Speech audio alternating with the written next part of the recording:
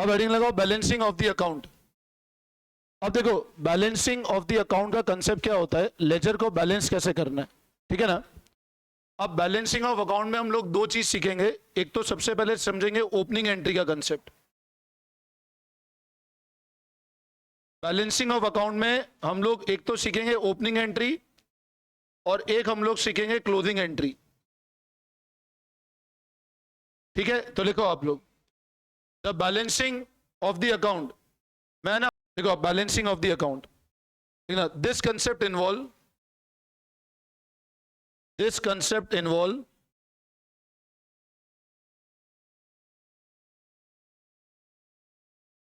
opening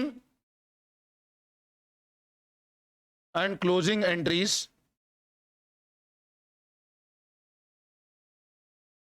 and the method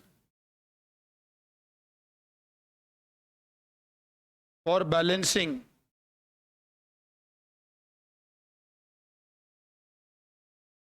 of the ledger and the method for balancing of the ledger।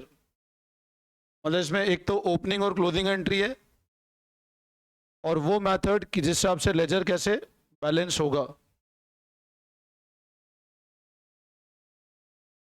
अब है ना यहां पर एक बात सब लोग समझना ध्यान से। देखो सबसे पहले यहां पे दो तीन पॉइंट बहुत अच्छे समझना। मैंने आपको अकाउंट्स के अंदर ये कोड वर्ड बताया था और इस कोड वर्ड के अंदर मैंने आपको ये बताया था कि रेवेन्यू, एक्सपेंस, कैपिटल, असेट और लाइबिलिटी। अब बैलेंसिंग का कंसेप्ट क्या होता है समझो मेरी बात। अगर रेवेन्यू, कैपिटल और लाइबिलिटी और अगर एक्सपेंस और असेट ये इंक्रीज होगा तो क्या करते हैं हमेशा, डिक्रीज होगा तो debit, decrease credit. Getting my point. अब एक चीज हमेशा ध्यान रखना, जब भी हम लोग बात करते हैं बैलेंस, बैलेंस वर्ड का मतलब क्या होता है। जैसे अज्यूम करो मैंने एक लेजर बनाया और इस लेजर में राम अकाउंट लिखा। मैंने इधर लिखा मान लो 1 अप्रैल 2020 को मैं लिखा टू सेल और वैल्यू की 50,000। राम अकाउंट में लिखा मैंने टू सेल और वैल्यू कितनी लिखी, 50,000। अब मान लो इसका मतलब क्या हुआ, मैंने राम को सामान बेचा। इसका मतलब क्या हुआ, मैंने राम को गुड सेल किया। तो इसकी जर्नल एंट्री बनेगी अमाउंट कितना। अब अज्यूम करो ईयर एंड तक मेरे पास पेमेंट आया ही नहीं, ईयर एंड हो गया और मेरे पास पेमेंट नहीं आया, तो राम में बैलेंस है कि नहीं है? अगर ईयर एंड तक पैसा नहीं आया तो राम में बैलेंस है। तो मैं क्या करता हूं, मैं इधर ईयर एंड हुआ, इधर लिख देता हूं बाय बैलेंस 50,000। बोलो समझ में आती है बात, गेटिंग माय पॉइंट। अच्छा अगर मान लो मैं इसी तरह एक अकाउंट बनाऊं सोहन का और मैंने सोहन को भी सामान बेचा 30,000 का और मान लो सोहन ने पेमेंट कर दिया, तो कैश टू सोहन एंट्री हो जाएगी। तो हम लोग लिखेंगे बाय कैश कितना। अब आप मेरे को एक बात बताओ, हमने सोहन को कितने का सामान बेचा और कितना पेमेंट आ गया। मतलब देखा जाए तो सोहन के अंदर बैलेंस है ही नहीं, टोटल मैच हो गया क्योंकि दोनों साइड का टोटल मैच है और ये बैलेंस कितना हो गया, 0। हमको बैलेंस करना ही नहीं पड़ा क्योंकि ऑटोमेटिक बैलेंस हो गया। और अगर मैं यहां बात करता हूं तो राम के अंदर कितना बैलेंस है, 50,000 का। इसी तरह मान लो एक अकाउंट और लेता हूं मैंने लिया इधर मोहन अकाउंट और मोहन से मान लो मैंने सामान खरीदा। अब मैंने सामान खरीदा तो परचेज टू मोहन एंट्री होती है, तो मैंने इधर लिखा बाय परचेज और मान लो ये परचेज था 80,000 का, ये परचेज कितने का था। और मान लो मैंने मोहन को 30,000 का पेमेंट कर दिया, तो मोहन टू कैश 30,000 का पेमेंट क्या होता, मोहन टू, तो यहां लिख देता हूं मैं टू कैश। और वो लिखा मैंने, तो अब क्या हो जाएगा, कितना, और ये टोटल कितना हो गया? बोलो इसमें कोई डाउट, एनी कंफ्यूजन? अब आप मेरी बात समझना, मैं यहां यूं बोलता हूं कि राम में बैलेंस है, सोहन और मोहन, ये 3 अकाउंट मैंने बताए, डेबिट और क्रेडिट। अगर हम सबसे पहला अकाउंट देखते हैं राम, तो कितना बैलेंस है? अब यहां पर सवाल ये होता है सर ये बैलेंस है कौन सा, इधर डेबिट लिखा, इधर क्रेडिट लिखा। बाय बैलेंस सीडी, इसको कहते हैं क्लोजिंग बैलेंस। और क्लोजिंग कौन सा? तो आप बोलोगे सर क्लोजिंग डेबिट बैलेंस। मेरी बात फिर ध्यान से सुनना, आपने लिखा कौन सी तरफ है, but this is known as closing debit balance, क्योंकि आपका डेबिट साइड ज्यादा था, इसलिए आपको क्रेडिट पे बैलेंस करना पड़ा। इसको बोलेंगे क्लोजिंग बैलेंस कौन सा? डेबिट। हाँ, मेरी बात फिर सुनो, अभी तो मैंने समझाया क्या, सिंपल समझाया। ये जो है ये क्लोजिंग बैलेंस है, ये समझ में आया। अब क्लोजिंग 2 तरह के बैलेंस होते हैं, एक तो होता है क्लोजिंग डेबिट बैलेंस, एक होता है क्लोजिंग क्रेडिट बैलेंस। एक तो होता है क्लोजिंग डेबिट और एक होता है क्लोजिंग क्रेडिट। मेरे को एक बात बताओ, राम के अंदर कौन सी साइड ज्यादा है? डेबिट साइड, क्रेडिट साइड कम है, तो हमको बैलेंस लिखना पड़ा क्रेडिट तरफ। बट बैलेंस क्यों करना पड़ा? क्योंकि डेबिट साइड ज्यादा थी। तो इसको बोलते हैं डेबिट बैलेंस। इसको क्या बोलते हैं? Debit balance. इसको क्या बोलेंगे? Debit balance. सोहन के अंदर कौन सी साइड ज्यादा थी, या दोनों साइड बैलेंस्ड है? तो इसको बोलेंगे नो बैलेंस। यहां पे कोई भी बैलेंस नहीं है, कोई बैलेंस नहीं, जीरो बैलेंस कह दो। और अगर मैं बात करता हूं मोहन की, तो मोहन के अंदर क्रेडिट साइड 80 है, क्रेडिट साइड 80 है, बट डेबिट साइड में 30 था और बैलेंस कितना करना पड़ा? तो this is known as closing, but कौन सा? Credit balance. अब मेरी बात समझना, मैंने जब अकाउंट को ऐसे लिखा, बाय बैलेंस कैरीड डाउन, इसका मतलब क्लोजिंग बैलेंस है। बाय बैलेंस कैरीड डाउन मतलब कौन सा हुआ? Closing balance. और क्लोजिंग बाय बैलेंस कब लिखना पड़ेगा? जब ये होगा केस, इसी केस में तो लिखना पड़ेगा बाय बैलेंस सीडी, जब डेबिट ज्यादा हो क्रेडिट। यस और नो? अच्छा, अगर मान लो, इसको बहुत ध्यान से समझना इस कंसेप्ट को, ठीक है ना। ये कंसेप्ट मैं अभी काफी बच्चों को पढ़ाता हूं, 12th के आधों को नहीं पता पड़ता है कंसेप्ट, ठीक है ना। तो इसको ढंग से समझना, क्रेडिट डेबिट बैलेंस कैसे होता है और क्या कैटेगरी होती है उसकी। मैंने इधर लिखा टू बैलेंस सीडी, ये कहलाता है अगेन कौन सा बैलेंस? बट क्लोजिंग कौन सा? अब बच्चे कंफ्यूज होते हैं, सर लिखा तो डेबिट तरफ है, तो क्या डेबिट बैलेंस है? तो नहीं। ये क्यों लिखा होगा इधर? क्यों क्रेडिट साइड ज्यादा है, तो this is known as closing balance, but कौन सा? This is known as closing balance, but कौन सा? डेबिट। बोलो ये बात समझ आई? अब क्या होगा, ये बैलेंस इधर क्रॉस में जाके क्या बनेगा? ओपनिंग। और ये बैलेंस इधर क्रॉस में जाके क्या बनेगा? तो अब अगर मान लो मैं राम अकाउंट बनाता हूं, राम अकाउंट में ऊपर चेक करो कितना बैलेंस था? 50। बाय बैलेंस सीडी कितना था? 50,000। ये बैलेंस क्रॉस में आके क्या बनेगा? तो अब ये बैलेंस इधर राम के अंदर इधर आके क्रॉस में बनता है। अब ये कहलाता है ओपनिंग, ये कहलाता है, और क्लोजिंग डेबिट था तो ओपनिंग भी डेबिट ही बनेगा, तो दिस इज ओपनिंग। समझ आया? Getting my point? और अगर मान लो मैं मोहन अकाउंट बनाता हूं, जो यहां पर था ऊपर मोहन, ये वाला, इसमें आप बताओ टू बैलेंस सीडी था, गुड, तो क्या बनेगा? By balance BD, opening balance मतलब बीडी, बिगनिंग ब्रॉट डाउन। अब ये कहलाएगा ओपनिंग, बट कौन सा? Credit balance. बोलो, ये बात समझ आई?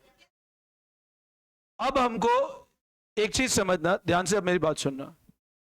मैंने अब आपके सामने अगर एक लेजर इस तरह बनाया, इधर लिखा टू बैलेंस ब्रॉट डाउन, इधर लिखा बाय बैलेंस ब्रॉट डाउन, इधर लिखा बाय बैलेंस कैरीड डाउन, इधर लिखा टू बैलेंस कैरीड डाउन। इसको नंबर 1 मार्क किया, 2, 3 और 4। ना, एक ही अकाउंट में समझा रहा हूं, मैं सिर्फ कंसेप्ट समझा रहा हूं। ये डेबिट और ये credit. 1 will be known as opening और क्लोजिंग। ओपनिंग 1 कहलाएगा ओपनिंग, 3 कहलाएगा ओपनिंग और क्लोजिंग। सिर्फ ओपनिंग क्लोजिंग की बात पूछ रहा हूं मैं, opening. 2 will be known as and 4 will be known as closing. Now ये जब टू बैलेंस बीडी होगा तो ऑब्वियसली बात है पिछले साल कुछ बाय बैलेंस सीडी होगा, तो यहीं से क्लोजिंग आया होगा। तो 1 को हम बोलेंगे ओपनिंग कौन सा बैलेंस? ओपनिंग कौन सा बैलेंस? Getting my point? 2 को हम लोग बोलेंगे क्लोजिंग कौन सा? Good, 2 is known as closing, but कौन सा? 3 ओपनिंग क्रेडिट, ये क्रॉस होकर ओपनिंग बनेगा, तो it is opening credit. And 4 is, बोलो यहां तक समझ में आया? Any doubt? वापस समझाऊं? थर्ड वाला, थर्ड ओपनिंग बैलेंस है। अब ओपनिंग कैसे आया होगा? इधर क्रॉस होकर इधर आया होगा, तो इधर क्रॉस कैसे लिखा होगा? टू बैलेंस सीडी और to balance closing credit balance, तो ये ओपनिंग क्रेडिट बैलेंस हुआ। समझ में आई बात?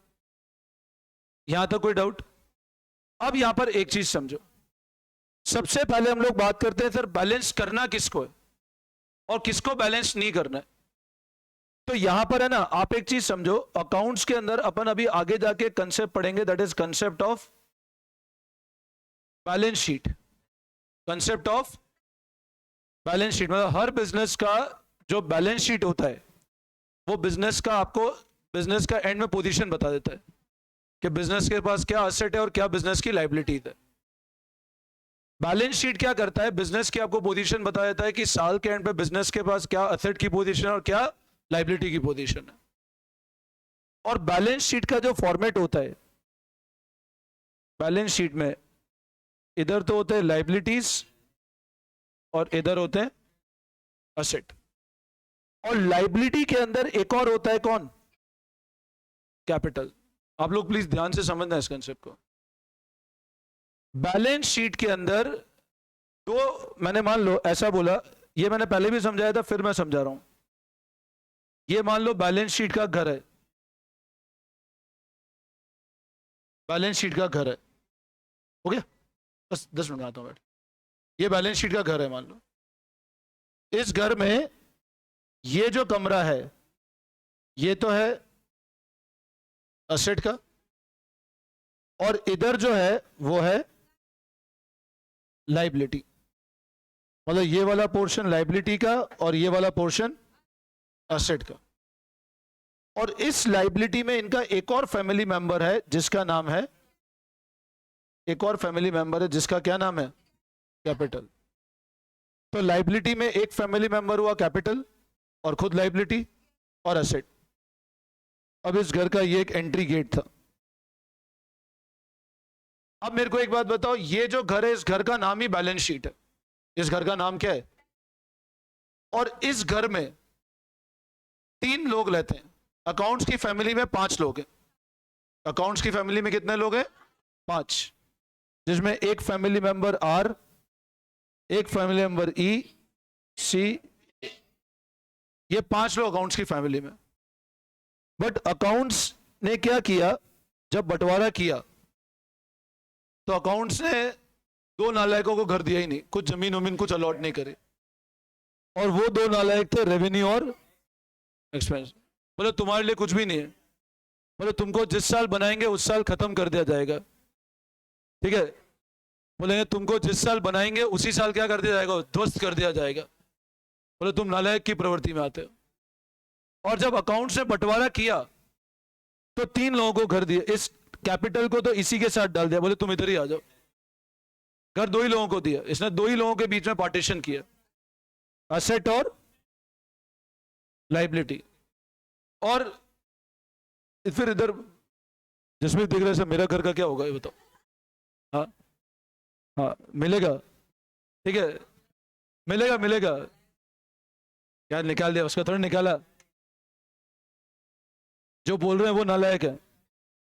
हाँ हाँ चलो इधर ध्यान दो। अब मान लो ये एक नालायक था जिसको मिला ही नहीं।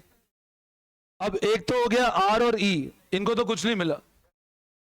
तो अकाउंट्स ने क्या बोला, आर और ई का कभी घर नहीं होगा।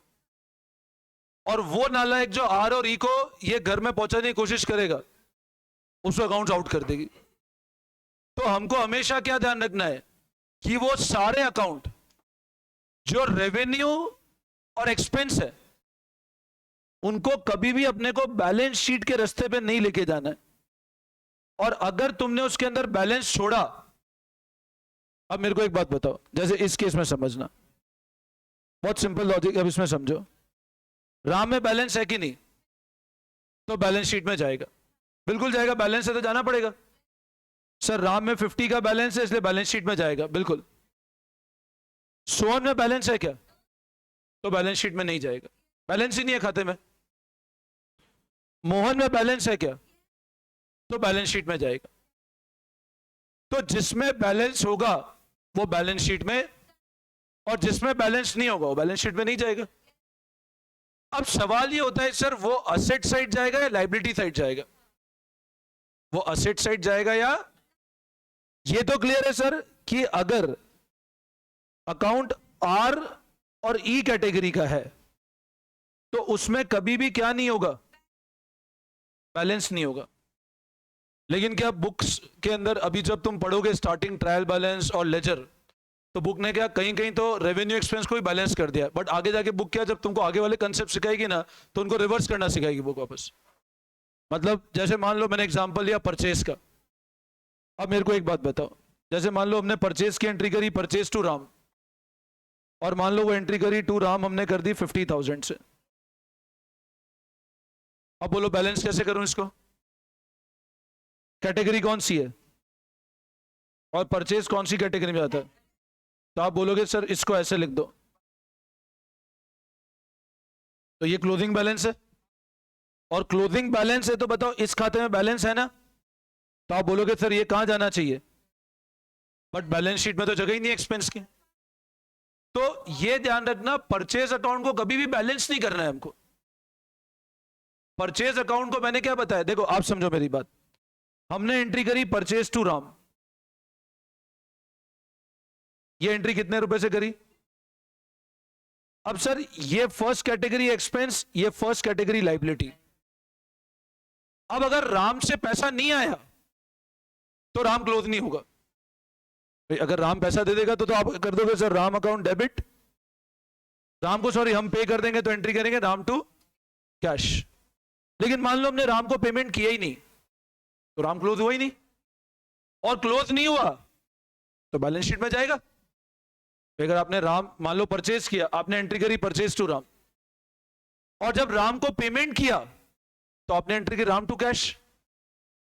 अब मान लो आपने एंट्री कर दी राम टू कैश 50,000 से, तो राम क्रिएट 50 से हुआ, क्लोज 50 से हुआ, तो बैलेंस 0 और राम बैलेंस शीट में नहीं जाएगा। लेकिन सर आपने परचेज को डेबिट किया बट परचेज को तो क्रेडिट किया ही नहीं। और अगर परचेज को आपने डेबिट करके छोड़ दिया तो बैलेंस बच गया उसके अंदर डेबिट। भाई अगर मेरे को एक बात बताओ, इस एंट्री के अंदर राम तो कैंसिल हो गया, बट परचेज को हमने क्या किया, कितने से किया, तो परचेज में डेबिट बैलेंस बच गया ना 50,000 का। और क्योंकि परचेज में डेबिट बैलेंस है 50,000 का, तो परचेज कौन सी कैटेगरी में जाएगा, और अगर बैलेंस छोड़ दिया तो बैलेंस शीट में जाएगा। जबकि बैलेंस शीट में एक्सपेंस को तो मिला ही नहीं कुछ भी चीज। इसका मतलब सर सेम ईयर में अगर अकाउंट एक्सपेंस और रेवेन्यू कैटेगरी का है, क्वेश्चन बोले या ना बोले, हमको परचेज को क्लोज करना ही पड़ेगा, क्योंकि कैटेगरी कौन सी है और उसमें बैलेंस नहीं छोड़ सकते हो आप। अब क्लोज करने के लिए ये तो क्लियर है सर, हमने एंट्री करी थी परचेज टू राम और ये एंट्री करी थी 50,000 से। अब क्लोज करने के लिए सर हमको क्या करना पड़ेगा? बट सर वापस डेबिट किसको करें? ऐसे तो करके नहीं छोड़ सकते, डबल एंट्री हुई नहीं, डेबिट तो कर दिया, क्रेडिट भी हो गया, बट वापस सर परचेज को क्लोज करने के लिए कुछ डेबिट तो देना पड़ेगा ना। तो डेबिट दे किसको? तो यहां पर एक चीज समझना, परचेज अभी तो क्या अपन आगे फाइनल अकाउंट से टॉपिक पढ़ेंगे, वहां तुमको समझ आएगा, बट इसको क्लोज करने के लिए हम लोग यूज करते हैं ट्रेडिंग अकाउंट को। ट्रेडिंग क्यों? क्योंकि परचेज और सेल कौन सी एक्टिविटी है? ट्रेड एक्टिविटी है।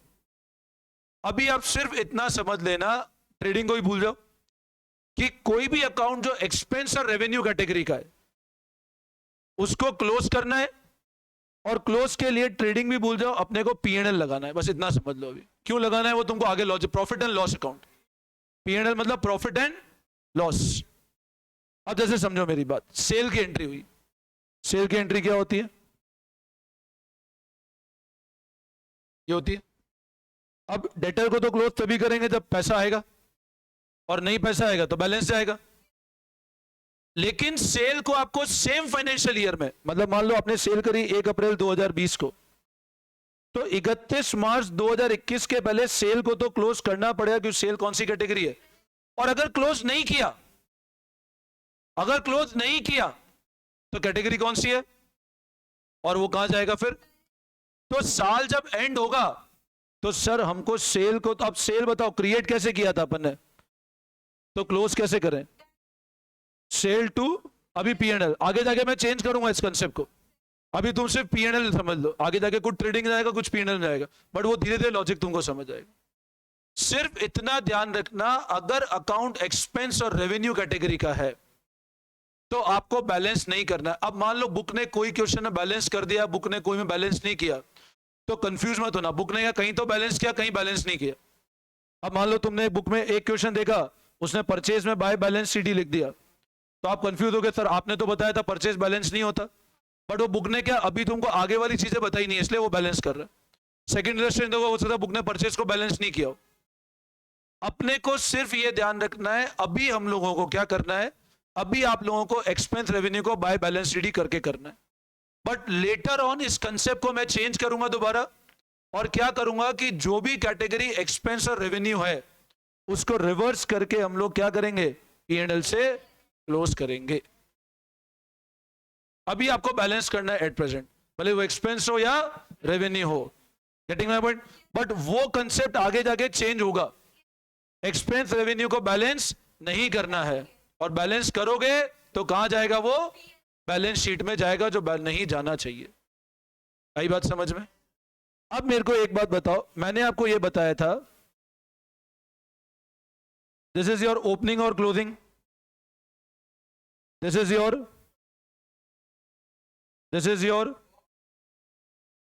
and this is your closing debit, closing opening debit और opening credit। अब डेबिट बैलेंस, मेरे को एक बात बताओ, कैश एग्जांपल समझना, कैश मान लो इंक्रीज हुआ तो क्या करते हैं, मान लो कैश इंक्रीज हुआ 50,000 और कैश डिक्रीज हुआ तो क्या करते हैं, और डिक्रीज हुआ 70,000। ऐसा हो सकता है? कैश आया तो 50,000 और खर्चा 70,000 का हो गया, पॉसिबल है? नहीं। मैक्सिमम कितना हो पाएगा? 50,000, तो 50,000 खर्चा ऐसे कम। मतलब कोई भी अकाउंट जो असेट कैटेगरी का होता है वो हमेशा उसमें क्या होगा, या तो कभी उल्टा हो ही नहीं सकता ना भाई, असेट बढ़ रहा है तब डेबिट कर रहे हो आप, और घट रहा है तो क्या कर रहे हो, तो जब कोई चीज बड़ी 50,000 तो कम 50,000 ज्यादा कैसे हो सकती है? भाई आज मान लो ये पेन मैंने 2,000 खरीदा, तो पेन जब डेबिट 2 का हुआ तो क्रेडिट पेन 3 का थोड़ी ना हो सकता, मैक्सिमम 2 का ही तो डेबिट होगा या 2 का ही तो क्रेडिट होगा रिवर्स एंट्री में। तो असेट के अंदर हमेशा ध्यान रखना, या तो debit equal greater than credit होगा या डेबिट क्या होगा, तो जीरो हो जाएगा। अब मान लो मैंने ऐसा लिखा राम और ब्रैकेट में लिख दिया डेबिट, इसका मतलब समझ लेना राम डेटर है, डेबिट बैलेंस है मतलब असेट है वो, राम डेबिट है मतलब क्या है वो, असेट है। मैंने लिखा रेंट और लिख दिया क्रेडिट। अब देखो मैंने क्रेडिट लिखा तो क्रेडिट या तो रेवेन्यू होता है या कैपिटल होता है या लाइबिलिटी होती है। तो सर या तो रेंट लाइबिलिटी कैपिटल दोनों से रहा या revenue, but outstanding rent liability होती, नॉर्मल रेंट तो मतलब रेंट आया है मेरे पास। इतना तक समझ आया? तुम ये बताओ सिर्फ ये वाला, ठीक है। इस कंसेप्ट को फिर मैं कल बताता हूं आपको, ठीक है ना, नेक्स्ट क्लास में करता हूं क्या, ठीक है। कल आपका टेस्ट होगा, ठीक है ना, जर्नल और लेजर। लेजर में नॉर्मल ये बैलेंसिंग के अंदर सिर्फ ये पूछूंगा मैं, ये बाय बैलेंस टू बैलेंस ये। अभी कल आपको टेस्ट में एक्सपेंस रेवेन्यू को बैलेंस करना है। इधर सुन लो एक बार, फिर बातें चालू हो गई। कल आपको टेस्ट जो दूंगा उसमें एक्सपेंस रेवेन्यू को बैलेंस करना है। Getting my point? ये डेबिट क्रेडिट बैलेंस ये वाला कंसेप्ट मैं नेक्स्ट क्लास में बताऊंगा आपको। कल टेस्ट में जर्नल और लेजर इसका टेस्ट होगा और 1 घंटे का टेस्ट होगा, ठीक है ना, जर्नल और लेजर का, ठीक है ना। टाइम में डाल दूंगा ग्रुप में।